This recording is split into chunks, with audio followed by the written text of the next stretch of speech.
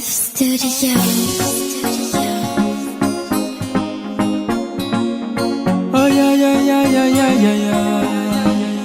Whoa whoa whoa whoa yeah. Yeah yeah yeah. DJ Proud. Niaraka teny vaza tsy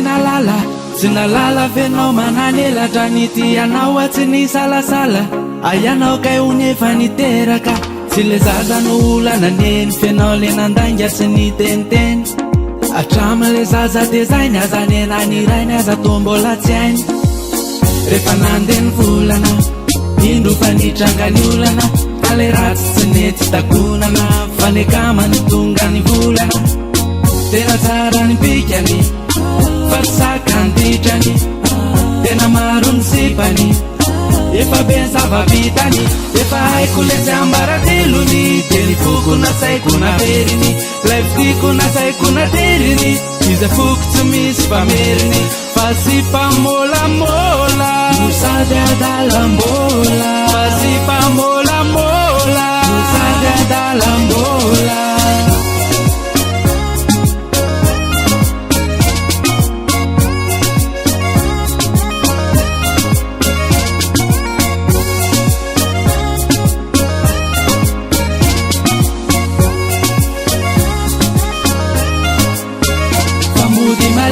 Izy mampiresaka izy le mitilo de tena traikefany tsy tateny amy fetsiny zavatra ratsy faresiny de mifampitarika tetsy seroa mireharefa mba tsary nolotiana zatsy nalalany ty tamfo efa nasehoan'ny fianakaviana rehefa nandeny volana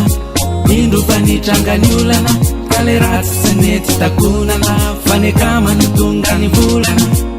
tena tsara ny pikany fa saka ny ditrany tena maro ny sipany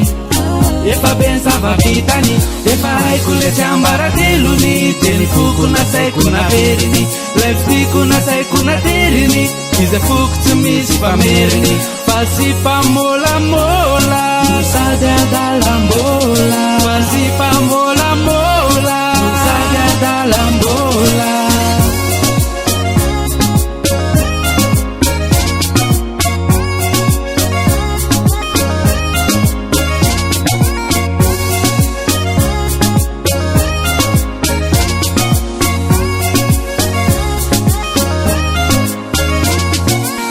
Kule tsy ambaratelony de ny foko na saiko na veriny lay fitiko na saiko na teriny iza foko tsy misy fameriny fa sy mpamolamola no sady adalambola